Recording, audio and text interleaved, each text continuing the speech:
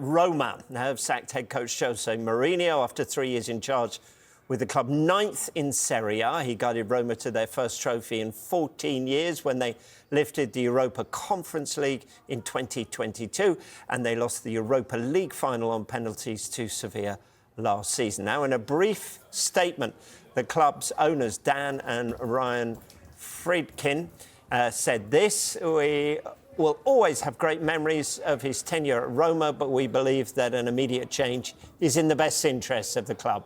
We wish Jose and his assistants all the best in their future endeavours."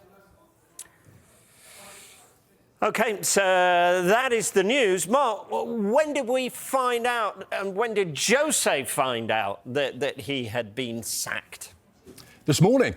He woke up this morning and was called into the training ground. Roma owners Dan and Ryan Friedkin summoned Jose Mourinho in person at the Trigoria training ground before the scheduled morning training session.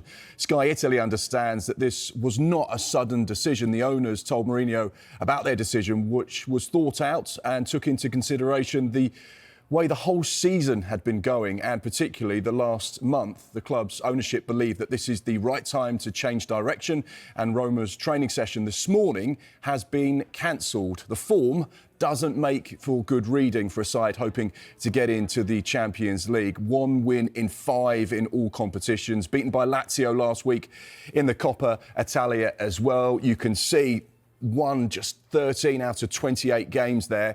And this is the current Serie A table. It doesn't look good either, because Roma down in 9th on 29 points. And obviously, like we say, this is a side that wants to be challenging in the upper echelons of Serie A. They want to win the title. They've got a history of being in the Champions League as well. Doesn't look good at all. So, yeah, that is how things finish with Roma sacking Jose Mourinho today. The special one, the sacked one, once again. Ah, I see what you did there. Gentlemen, let's come to you too, because it's always intriguing, because Jose Mourinho was sent off in Roma's last home match a couple of weeks ago. He headed down the tunnel. The fans were actually singing his name. So it shows, you get the idea that maybe they're still supporting him. So why was that? And why didn't that have an impact on his future?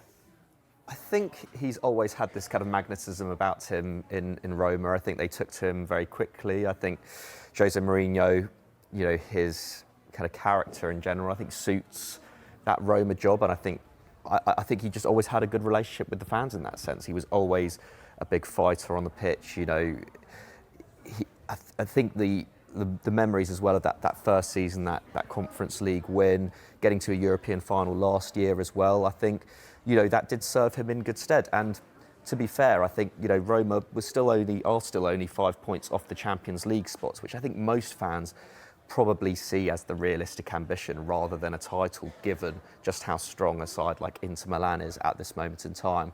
So I think he always had the fans on side. They are a deeply loyal fan base as well. So yeah, I think this is just a case of probably the fans' ambitions and the owners' ambitions not necessarily being kind of at the same level.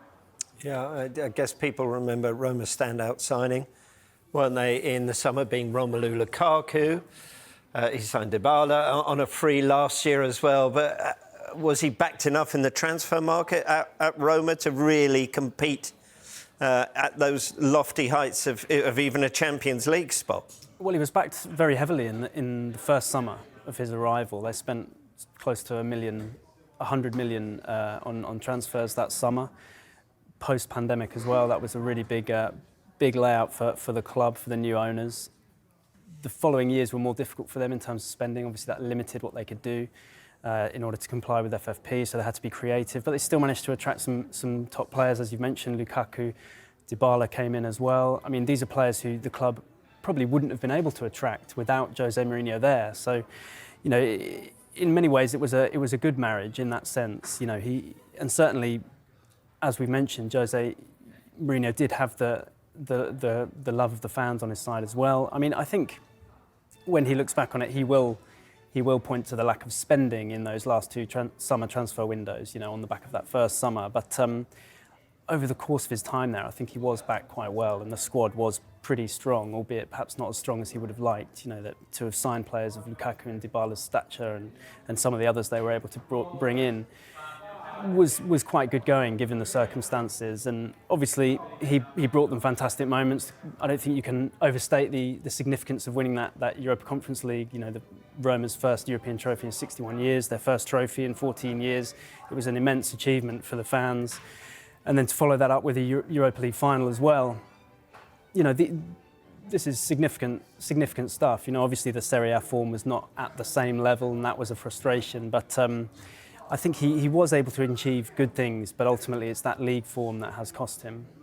Yeah, I guess if critics of Jose Mourinho maybe would suggest, Mark, that he's now a manager from a different era, an older era, and doesn't fit in with modern football. Is that harsh? How do the stats stack up? Manager of the past, Jose Mourinho.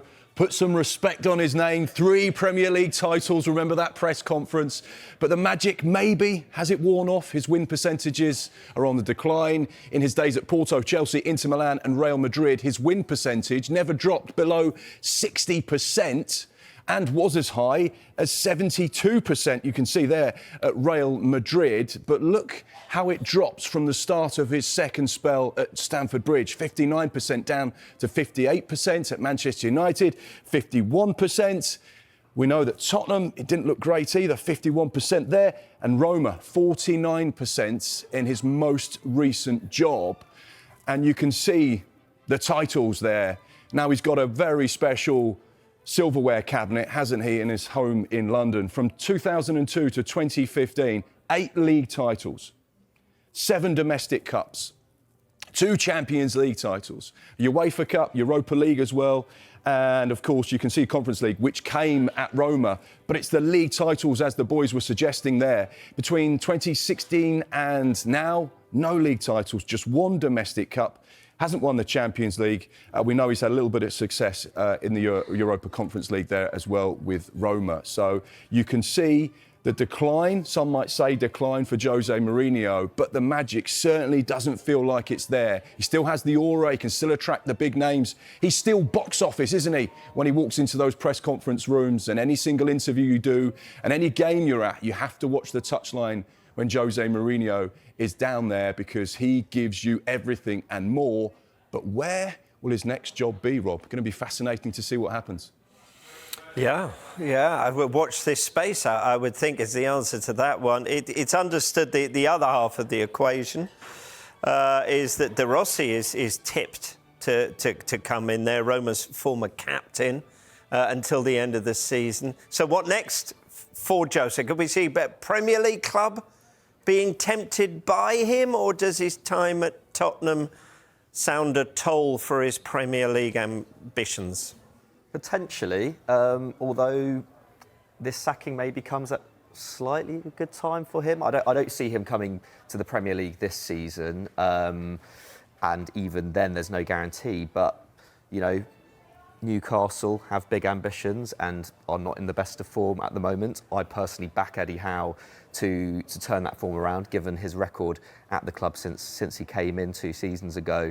But if those injuries come back and Newcastle are unable to rectify that form, then maybe they'll be looking for a more high-profile manager in the summer.